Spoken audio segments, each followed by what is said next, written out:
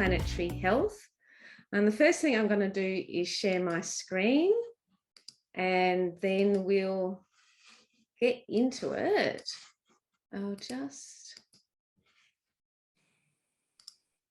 Okay. All right. And I'm assuming that that's working and that people can see my screen and can see what's going on. Thanks for the thumbs up. So welcome to our first After Hours webinar series event for this year. And we're starting with a big one, starting with planetary health. And obviously, you know, you can't quite get a bigger topic than planetary health. I mean, you could say universal health, but that's probably just a bit of a facetious joke. Before we proceed, it's important that we acknowledge country. So I'd like to acknowledge the traditional owners of the land across Australia and acknowledge First Nations people connections to their country. And I pay my respects to First Nations people and to elders past, present and emerging all across this beautiful land. I'm standing now on Kaurna Yurta, which is also known as Adelaide. And hello to a group of people in Ghana is Namani. So Namani to you all, and thank you very much for taking the time to be here tonight. Just a bit about me. I chair the RACGP's Climate and Environmental Medicine Specific Interest Group, which is a bit of a mouthful. I'm on the board of DEA and am facilitating this After Hours webinar series. I've written a website called Climate Medicine. I'm a member of the Al Gore Leadership Corps. This is me talking at a climate rally last year in Adelaide. And this is a picture of my dogs. This is Ella and this is Chloe.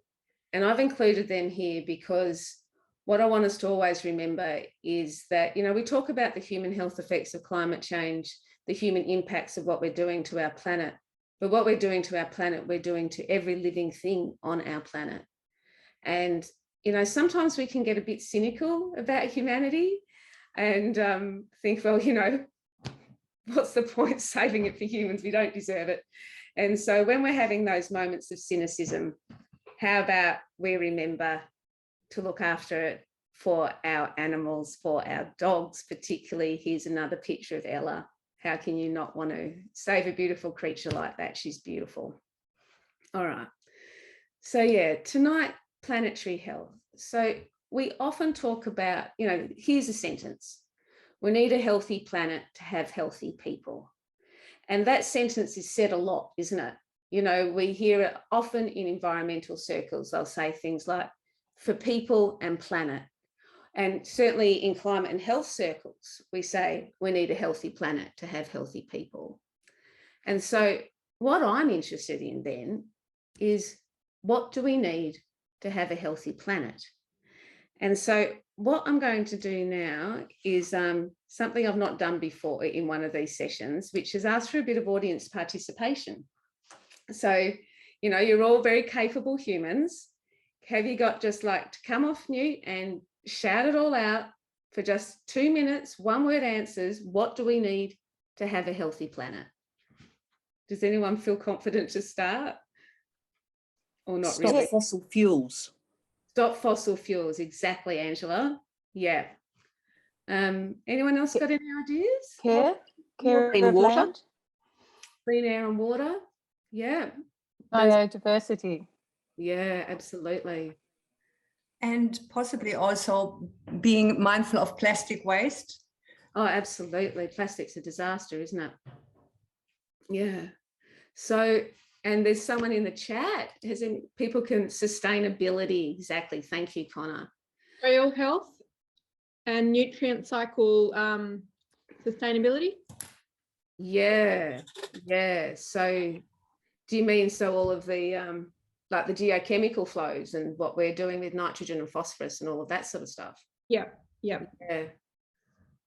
Beautiful one from Julian, cooperation. Yeah. So let's leave it there. I suppose what I want to say is that, you know, we need lots of things, don't we? And, you know, the answers to this question is actually really complex and really varied. And, you know, if we ask lots of different people, we get lots of different answers. And, you know, it is complicated. People have tried to define what we do need for a healthy planet. And Johan Rockström and Will Steffen and their compatriots in 2009 came up with this concept of planetary health boundaries. And they are basically boundaries of certain things that we have to stay within a safe boundary in order to have a healthy planet. And they basically are climate change, biodiversity, which they call biosphere integrity, land systems change, freshwater use, biogeochemical flows of phosphorus and nitrogen, ocean acidification, atmospheric aerosol loading, which I think is a bit of a mouthful, stratospheric ozone depletion, and the novel entities, so chemicals and plastic. And so they're saying that we need to keep our planet within certain boundaries of those 9 things in order for our planet to be healthy. We'll get back to this in a minute. Another soothing thinking slide, again, asking for some audience participation. Ooh, don't go back, we'll cheat. And really, my next question is, what does our planet give to us? You know, what do we get from our planet that makes us able to flourish? And that's a complex question too. I wonder if anyone wants to say anything there. Yes, you could go back to the ecosystem services. So they're cultural services, they're biological services, and then there's the, I can't remember the third group, but they're the things that they give us that we need in order to be fulfilled, to have cultural experience as well as health and wellness. Yeah, exactly. So we get culture from our planet, don't we? We do. Does anyone else have anything that they think that our planet provides for us? I wonder if anyone's in the chat. Very good for our mental health, actually. Isn't it though? Yeah. Absolutely. Yeah, I was going to say, you know, the basics, food, air and water, but beauty.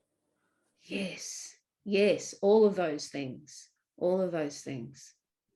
I mean, you know, you could almost say everything, couldn't you? Like we could just be facetious and say we get the lot from our planet, really. Everything that makes us human in some ways. All right, so people have also tried to answer this question, and the Millennium Ecosystem Assessment came up with these sort of ecosystem services that our planet provides.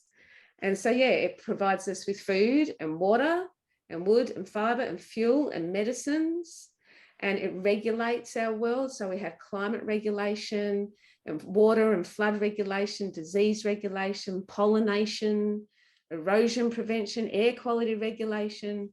And yeah, it provides us with cultural services. So aesthetic, you know, our planet is beautiful. And, you know, recreation and culture and spiritual services. And I think that's one of the things where we fall down when we live in cities away from nature and away from land. And I think, you know, modern humans in cities have lost that connection in some ways, and that's a problem for us. And, you know, there's the supporting services, so habitat, genetic diversity, soil photosynthesis, which produces oxygen. So that's a pretty handy thing. And so this brings me to my definition of planetary health. So planetary health is the health of human civilization and the state of the natural systems on which it depends. So this comes from the Safeguarding Human Health in the Anthropocene Epoch report, which came out in 2015, 2016. It's a really good read. And they go on to say that our planetary health is the achievement of the highest attainable standard of health, well-being and equity worldwide through judicious attention to the human systems, political, economic and social, that shape the future of humanity, and the Earth's natural systems that define the safe environmental limits with which humanity can flourish. Tonight's talk will really be focusing more on this last sentence, but we can never forget that humans live within a political world, and we live within an economic reality and a social world too.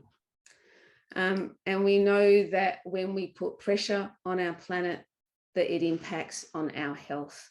So we know that, you know, we are making big changes to our planet with climate change, impacts on, you know, land and forests and wetlands and biodiversity and freshwater and urbanization and all of that stuff. And that has effects on our health. You know, it affects our health directly. You know, the health effects of climate change, I'm sure most people here know, heat waves, you know, fire, drought, natural disasters, all of that stuff. Ecosystem mediated health effects, so altered infectious disease risk, food and water problems, depletion of natural medicines, and of course our mental health. The mental health, you know, weaves within all of this, I think. And then there's those indirect and not so obvious health effects. So the diverse health effects of our livelihood, of population displacement, conflict, and inappropriate adaptation and mitigation. And, you know, throughout this talk, everything I talk about is really complex. It's really got so many tendrils and interweaving things and, you know, hard to define and hard to pin down. And I suppose that's why we're in one of the reasons why we're so challenged with our health on our planet at the moment. But when we look at these safe planetary boundaries, so look at the Stockholm Resilience Org if you want to, you know, look at this further. We go back to these 9 planetary boundaries, and they are trying to basically measure planetary health, trying to measure something really complex. And what they found is that we're basically outside of the safe operating space for 5 of 9 of them. One of them has not been quantified, so we don't know if we're here in the green or we're up here in the orange. We don't know. I'm a bit cynical. I reckon we're probably up here somewhere. But so when we look at those, we can say that, you know, for their measurements, we're doing okay with freshwater use. We're doing okay with ozone depletion. Ocean acidification is getting near its boundary. And then we look at climate, land systems change, biodiversity, the novel entities. And so that's plastics and chemicals that are man-made, the biogeochemical flows, and we can see that we are in the red and that these things are getting worse as time goes on, which is, you know, of course, pretty confronting. So all of these things, I think, you know, deserve their own talk, but, you know, we haven't got time for that. So I'm just going to go through the 5 where we're in the red in a little bit more detail. And then the last thing we're going to do at the end of this talk is we're going to discuss what we can do about it and try and end the talk on a sense of trying to solve these problems so that we don't get too overwhelmed by them. Okay, so the first and most obvious planetary health problem is climate change. We know the planet's getting hotter. This is a graph from the Bureau of Meteorology showing the Australian mean temperature anomaly, and basically you can see that the temperature is going up. We know that the last 7 years are the hottest on record, and that globally we now sit at about 1.2 degrees above the pre-industrial baseline. And we know this is to do with the concentration of greenhouse gases in our atmosphere. Currently, CO2 is the highest it's been for at least the past 800,000 years. This graph comes from NASA. And when we look at the parts per million of CO2, they were 419.41 parts per million on the 30th of January, and that number continues to rise. Methane, nitrous oxide also following an exponential growth curve. When we look at where these greenhouse gases come from, basically, yeah, they come from burning fossil fuels, so coal and oil and gas. And it's really about our energy supply, our energy use in industry, in transport, in buildings, and, you know, lots of these other smaller things. And, you know, agriculture and forestry and land use have got a big chunk. And of course, these things all intermingle with each other. When we look at the future temperature on our planet, under the sort of most expected scenario, we're expected to reach 3.2 degrees of global warming by the end of this century. And that would be a disaster for humans. It's going to be really bad. When we think about, you know, the Paris Agreement, really that's all about trying to limit global warming to 2 degrees and as close to 1.5 degrees as possible. If we want to achieve that aim, we really need to get on and rapidly decarbonise our world and, you know, switch to renewables and do all the things that we know that we should do. Unfortunately, it doesn't look like that's what's going to happen, and we're headed to 3.2 by the end of the century. And obviously, this has massive effects on our health.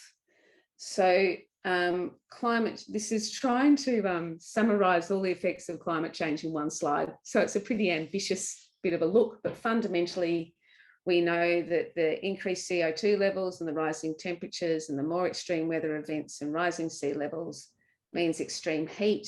Heat waves are Australia's most deadly natural disaster.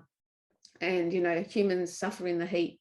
We have heat-related illness, heat stroke, but also in heat waves, we're at higher risk of heart attacks, strokes, kidney disease. It impacts on our mental health. Suicide rates go up in heat waves. We also know we have problems with severe weather, so, you know, flooding and storms, and that means injuries and fatalities, and it also means loss of land and loss of homes, and obviously mental health impacts of that.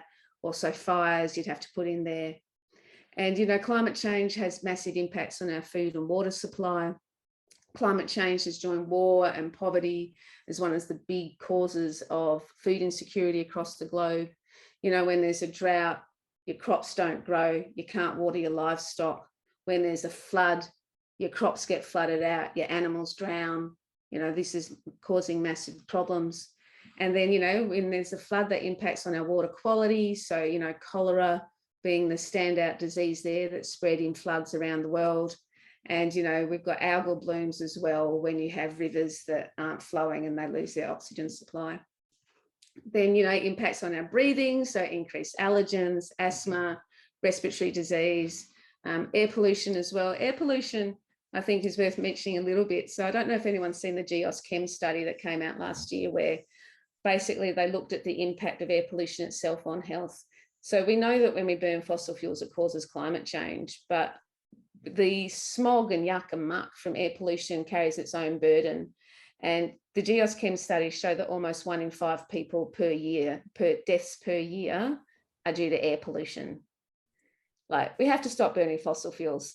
It's just so obvious.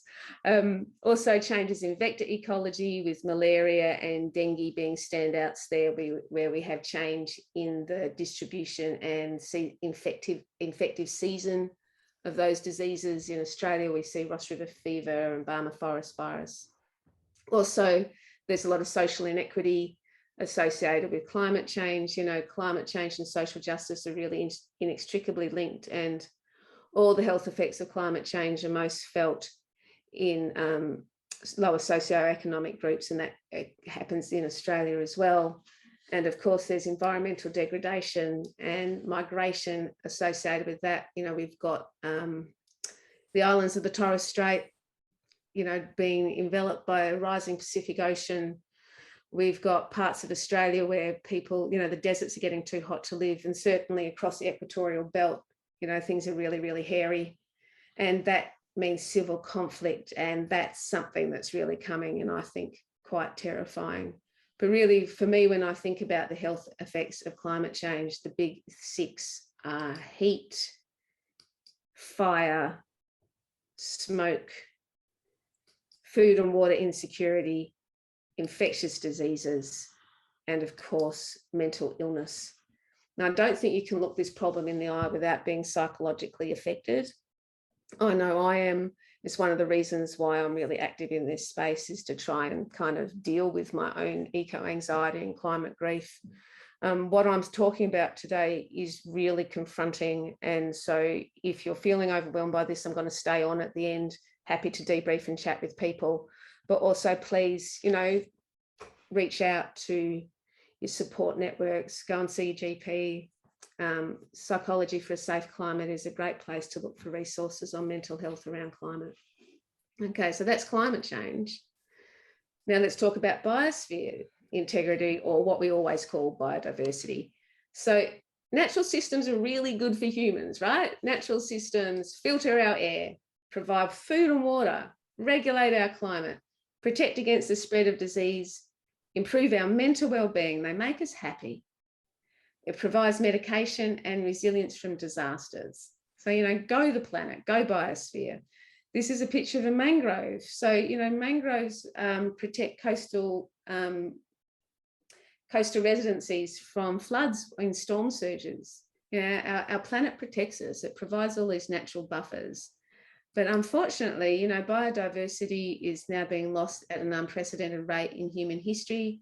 And that's got to do with, you know, the loss, degradation and fragmentation of natural habitats, overexploitation, so overfishing, you know, like super trawlers are a bad thing, obviously. It's got to do with pollution, especially nitrogen and phosphorus from our agricultural fertilizers, obviously impacted by climate change, ocean acidification, invasive species and the novel entities. Then on our right, we've got a vaquita seal, a vaquita dolphin, pardon me. When I read this study at that time, there was 15 left. I think there'd be less than that now. That's probably an extinct species. And down the bottom, the bramble K. melamus, which has the dubious distinction of being the first species to become extinct due to climate change in Australia. These things are happening now around us. I suppose that's the most important thing. And, you know, we currently live in the 6th great mass extinction event of our planet's history. In this study, what they did, they tried to make a really conservative estimate of the extinction rate. And the graph on the left is the highly conservative estimate, and the one on the right is the conservative estimate. Semantics, really, but the real crux of this, what they've got here is that the background extinction rate is down here and the extinction rate is up here. And, you know, we as humans can't kind of escape that might sort of come and knock on our door too one day. You know, this is a big problem. And biodiversity, like climate change, is really complex in the way it impacts on human health. It certainly impacts with infectious diseases and microbial biodiversity. There's some studies that show that we have less gut flora associated with a reduction in biodiversity, which for a GP who sees a lot of patients with IBS, I find that really quite kind of an interesting side note. Also impacts on our water quality, our air quality, disasters, nutrition, biodiversity in our agriculture, mental health, of course, and our medicines. Oh, sorry, I've just had a little, things went quicker than I thought. And, you know, loss of biodiversity, of course, is really linked with land systems change. So less than 25% of all land on Earth remains undegraded by human activity. We have taken over this planet, and, you know, that's predicted to fall to 10% by 2050. I think we used to live in a world where we thought the planet was infinite. I think before, you know, the internet, we thought it'd just keep going forever and we couldn't reach its end. And I think now we are realizing that it's one planet with an end. We have converted over a third of all land surface to farmlands, destroyed 68% of global forests and 85% of wetlands. In Australia, approximately 600,000 hectares of forest and bushland are logged or cleared each year, with 40% of Australia's total forest cover lost over the past 40 years. And, you know, the koala is an endangered species because it's got no home. You know, there's no trees to live in. And, you know, isn't that just an awful, awful indictment on us in this world at this time, that on our watch, the koala is endangered? I think that's just really, really terrible. And, you know, habitat conversion is continuing around the globe, more especially in tropical and subtropical regions. And that's really to do with demand for animal products, especially beef, and also for crops for biofuel and cosmetics. The picture at the top is the Amazon, which is basically being cleared to grow soy, to feed cows so people can eat burgers.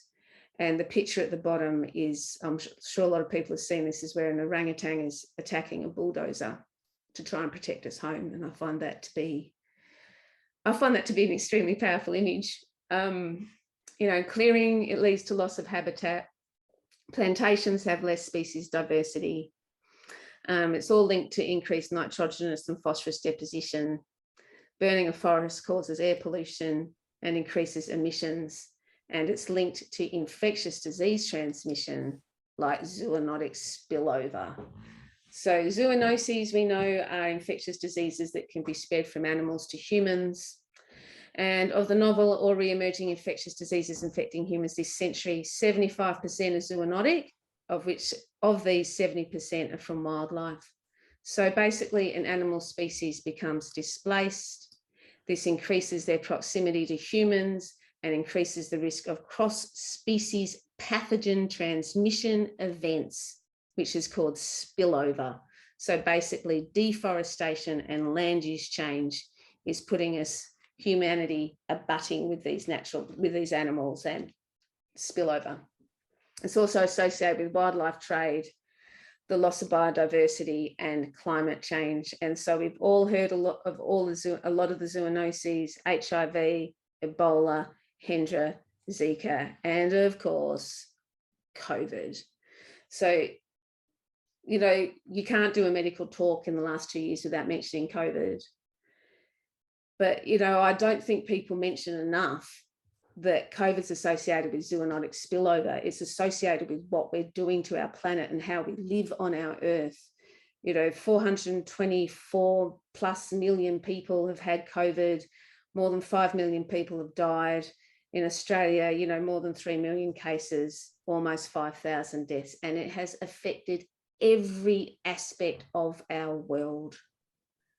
Yeah, and is there a human on this planet who hasn't been affected by COVID in some way? It's impacted on our jobs, our livelihood, our mental health, our social health. The impacts on health infrastructure are mammoth. You know, the things I see in my work where, you know, people too scared to go to hospital in case they get COVID, or the surgery lists getting cancelled and all of that sort of stuff because of COVID. And so, yeah, I think the point really needs to be made that we have COVID because we are impacting on the health of our planet. And that if we continue down the path we are on, there are more zoonotic diseases to come. And, you know, this should be a wake-up call to us. People sort of talk about climate change as not affecting them.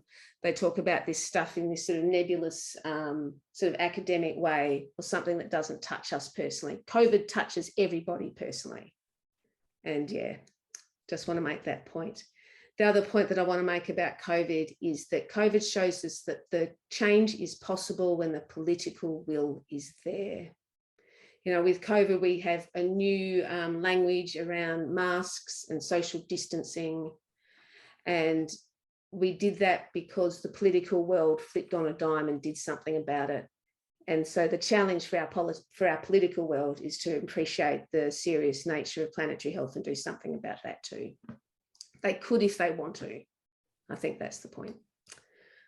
Okay, that's quite heavy, I know. All right, I want to talk now about the novel entities. So that means they're novel in a geological sense. So it includes chemicals and plastics and heavy metals when they're used in unusual ways. They have the potential for large-scale impacts on Earth systems processes because they're novel. And so our normal human Earth systems don't know what to do about it. This study's really new and only came out last month, telling us that we're now outside the safe operating space of the planetary boundary for novel entities. They make the argument that the real reason for that is because the production outstrips our ability to monitor and assess impacts, so to do something about it. And we know that novel entities can persist for extended periods and have global consequences. And the one that they talk about the most is plastic. So yeah, plastic is not fantastic. We know plastic production is increasing. You know, we're just exponential growth in plastic production. The total mass of virgin plastics ever made amounts to 8.3 billion tonnes. It comes from fossil fuels. Plastic mainly is made from natural gas and crude oil. And from 1950 to 2015, 6.3 billion tonnes of plastic waste generated, 9% recycled, 12% burnt. So there goes the gases. And the remaining 79% is either in landfill or it's litter, it's rubbish. It's, you know, It's in the ocean, isn't it? It's in the whale's belly. And, you know, plastic is dangerous all across its life cycle. So, you know, when we extract plastic, you know, this is oil and gas. And, you know, emissions from there. When we transport plastic, we risk contamination from oil spills. When we refine plastic, we've got emissions of, you know, sulfur dioxide and carbon monoxide and things like that. When we synthesize plastic, again, we've got emissions and pollution and accidents. When you manufacture, again, emissions and pollution and accidents. And then when we consume plastic, you know, it's leaching all these additives, and, you know, that I'll talk about in a sec, that we don't know enough about. It fragments into micro and nanoplastics, and then it ends up as waste. And then it's all over our planet. We're drowning in plastic. You know, and plastic impacts on human health. You know, chemicals leach from plastic during exposure. We eat them, we drink them, we absorb them through our skin, we breathe them in, and, you know, we don't know enough about them. Of the more than 10,000 known plastic monomers, chemical additives and processing aids, 41,000 lack any reported hazard classification. Of the 6,000 plus with data available, you know, a good chunk are of low concern, some are of medium concern, and, you know, a fair chunk are of high concern. You know, more work needs to be done here, but, you know, there's evidence showing that the bisphenol, so bisphenol A, which is used in food and beverage containers, is associated with hypertension, cardiovascular disease, polycystic ovaries, insulin resistance, diabetes, obesity, increased waist circumference. The phthalates, which is the plasticizer used to increase plastic flexibility, is associated with miscarriage, reduced birth weight, precocious puberty, also obesity, insulin resistance, and diabetes. You know, I could make a facetious joke that if I could just lose weight by not wrapping things in plastic. But, you know, we have to appreciate that this is dangerous to us. And of course, the awfulness of plastic waste. You know, it fundamentally ends up in the ocean and we get this stuff. You know, it is truly horrendous. It's awful. It shows humanity is a bit of a global monster, I think, when we think that our convenience has wrought this. You know, how long do we use our pieces of plastic for? Half a minute. And, you know, let's not forget good old medical waste and the problems with masks. The last thing I'll just mention is biogeochemical flows. So that's our agricultural fertilizer. And basically excess nitrogen runs off into grasslands and forests and is associated with decreased plant biodiversity. Excess nitrogen phosphorus ends up in rivers and wetlands, is associated with algal blooms and eutrophication. So basically excess growth of some of those plants depletes the oxygen in the water, and then the fish, etc., that need the oxygen die. So, and yeah, and obviously all these things impact on each other. They're all intermingled, they're all interlinked. So climate change causes ocean acidification and impacts on biodiversity and atmospheric aerosol loading. And, you know, ozone and the biosphere affects climate change and land systems change and freshwater use. And, you know, the whole thing just all impacts all along each other. And the whole thing's a great big mess. Now, this is a deliberate de-escalation slide. Because, yeah, I find this all pretty confronting. And now I'm just going to share a video with us of some of our heroes, and then we're going to talk about treatment. Within the next decade or so, we are going to pass a number of tipping points, beyond which it's going to be very difficult to recover. Reckless burning of fossil fuels, the destruction of the forests, pollution of the ocean. How is it possible that the most intellectual being that ever walked the planet is destroying its only home?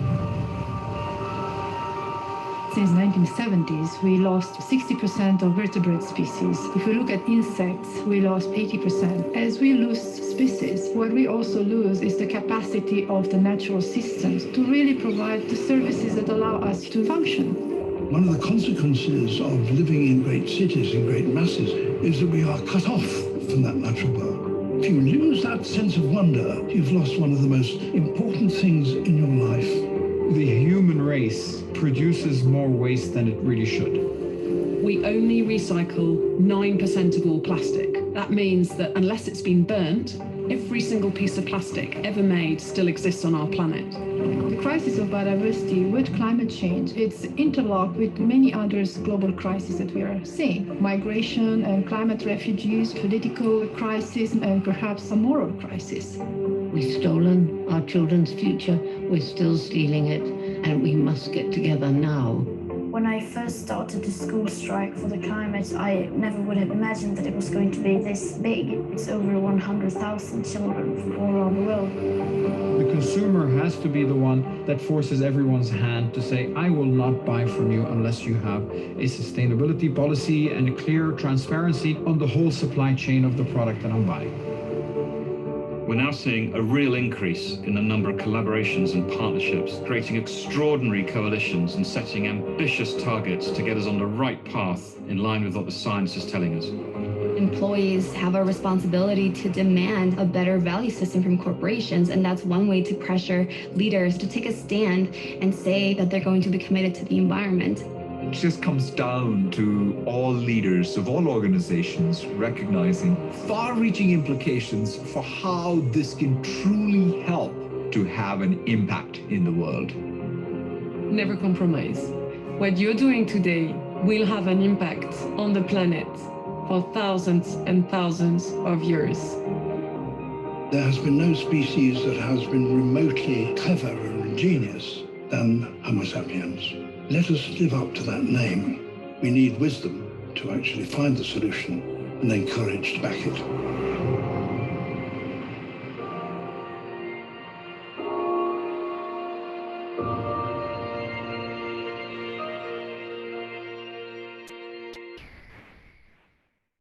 Okay.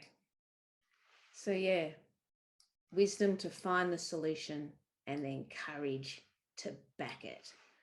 So I've got my own ideas about what we should do, and I'm going to present them in a minute. But again, I've got a less soothing crowd participation slide this time.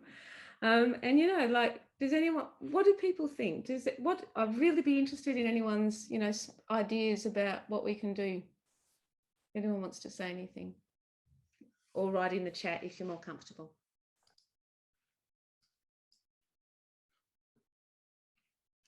Well, maybe it's too overwhelming.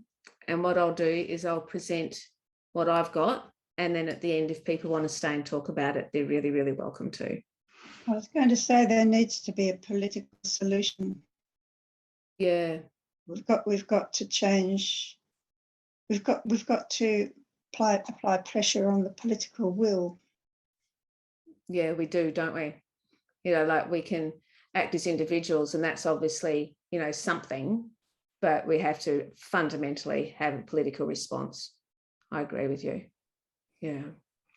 I'd also like to say something quickly. This is Natasha.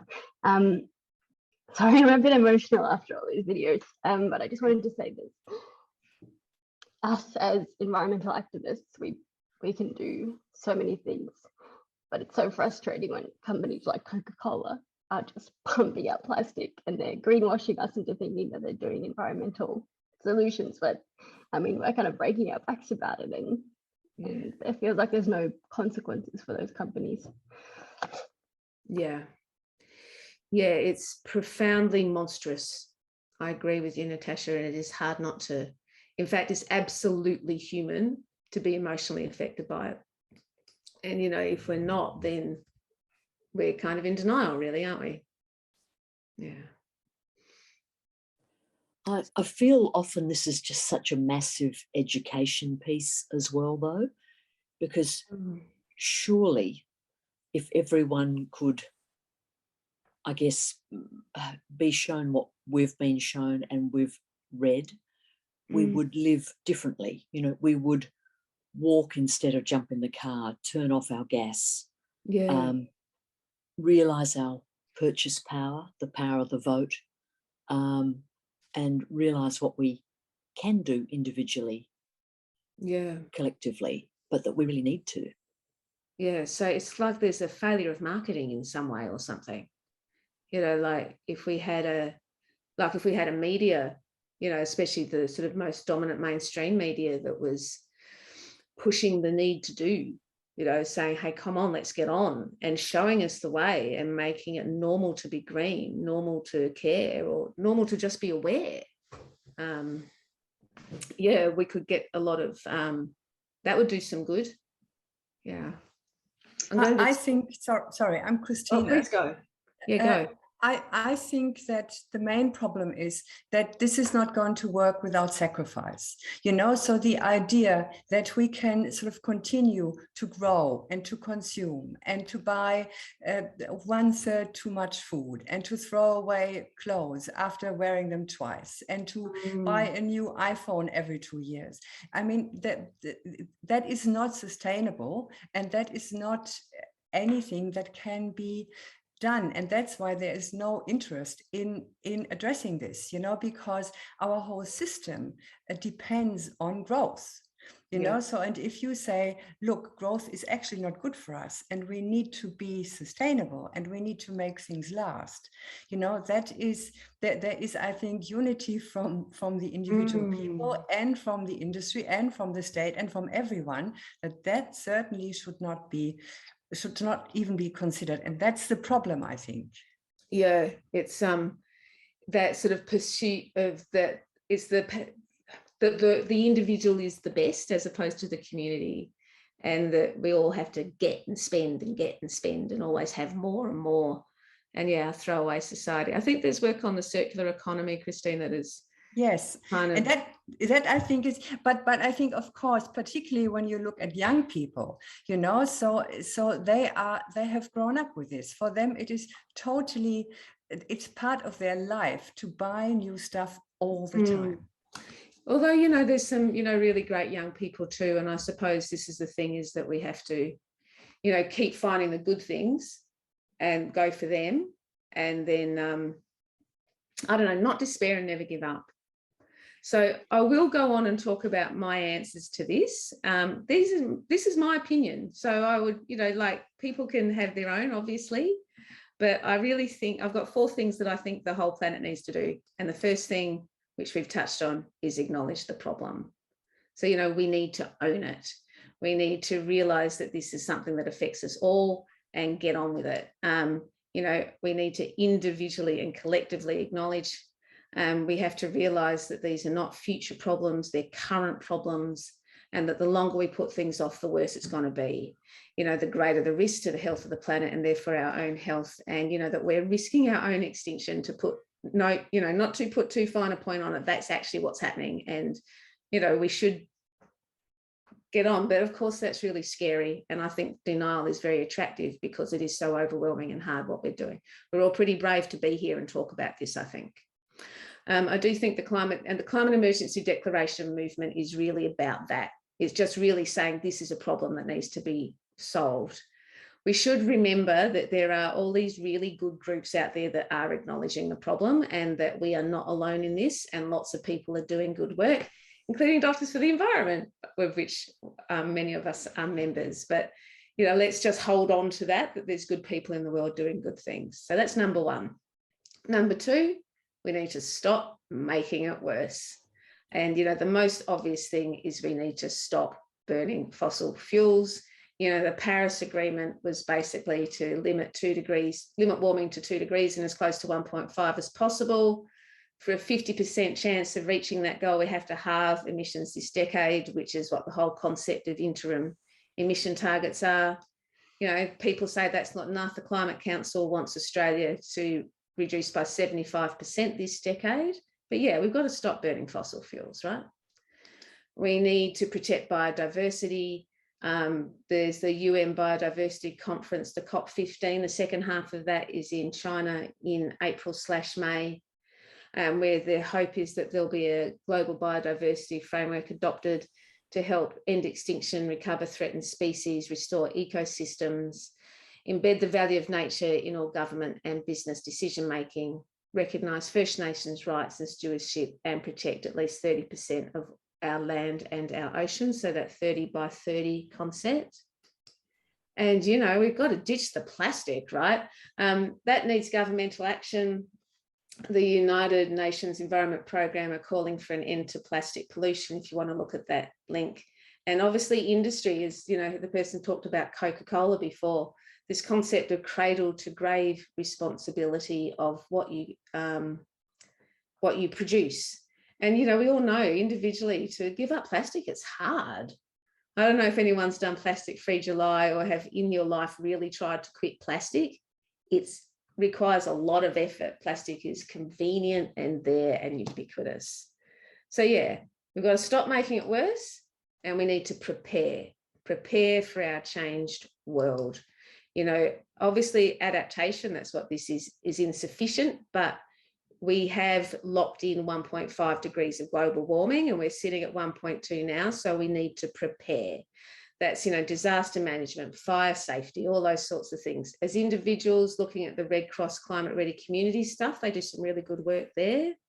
Our federal government has released a National Climate Resilience and Adaptation Strategy. If you want to have a read, basically they talk about you know, constructing and retrofitting buildings to withstand increased temperature, building roads and transport infrastructure to withstand heat and sea level rise, ensuring climate change projections are reflected in design of lifelong assets like hospitals and schools, you know, urban design that's resilient to a warming planet with tree planting and water retention, constructing artificial wetlands, and the whole blue carbon, so restoring seagrasses, mangroves and tidal wetlands. So at least, you know, they've put it in the document. So I think that's something. And then we need to repair, try and make it better.